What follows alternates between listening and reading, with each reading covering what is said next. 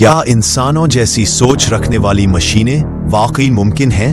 और क्या मशीनें इंसान के बराबर आ सकती हैं? क्या मस्नूई ज़हानत एक रूहानी चैलेंज है? और क्या मस्नूई ज़हानत सिर्फ टेक्नोलॉजी है या इंसानियत के मुस्तकबिल की एक नई शक्ल? कुरान जो 1400 साल पहले नाजिल हुआ, क्या इसमें ऐसी किसी हकीकत की तरफ इशारा मौजूद है, या कुरान हमें पहले ही इन खदशात के बारे में खबरदार कर चुका है? इन सवालात के जवाबात के लिए वीडियो आखिर तक देखिए और हमारे चैनल इस्लामिक मिरेकल्स को सब्सक्राइब करके बेल आइकन जरूर दबाइए ताकि आप तक कुरान, साइंस और ईमान की हैरत अंगेज दुनिया की हकीकतें वक्त पर पहुंचे। आर्टिफिशियल इंटेलिजेंस, साइंसी पसे मंजर।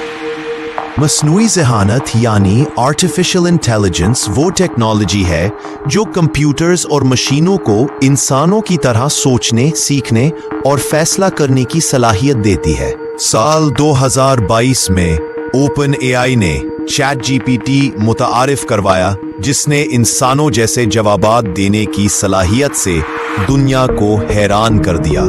सन 2023 में ह्यूमनॉइड रोबोट्स जैसे सोफिया ने जज्बात और चेहरे के तासुरात तक जाहिर करना शुरू कर दिए। इलॉन मस्क की कंपनी न्यूरलिंक ने इंसानी दिमाग और मशीन के दरमियान राब्ते के तजर्बात भी कामयाबी से किए। ये तमाम पेशरफ्तें एक सवाल को जन्म देती है, क्या मशीन एक दिन मुकम्मल इंसान बन जाएगी? क्या उसमें रूह डालना मुमकिन है? एआई एक ऐसी टेक्नोलॉजी है जो इंसानों जैसे फैसले करने, सीखने और बातचीत करने की सलाहियत रखती है।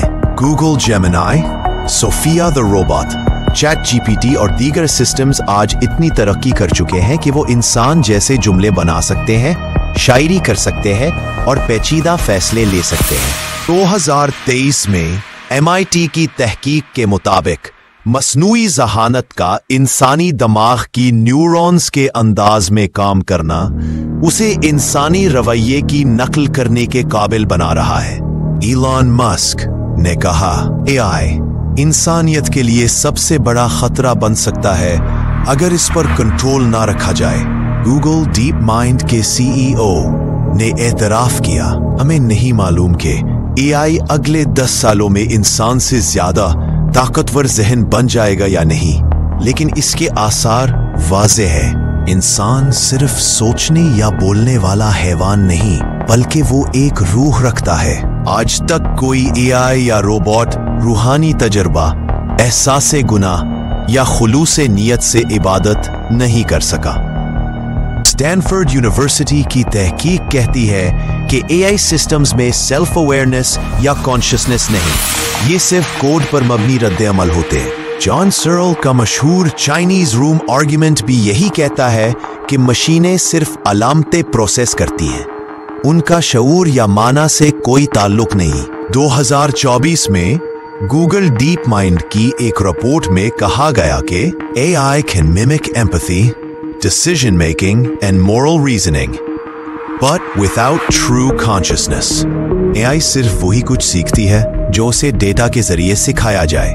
AI खुद कुरान की तिलावत, तर्जुमा और तशरीह तक कर रही है, लेकिन क्या ये काफी है इंसान बनने के लिए? कुरान वाज़ेह तौर पे कहता है कि इंसान को सिर्फ मिट्टी से नहीं बल्कि रूह से बनाया गया।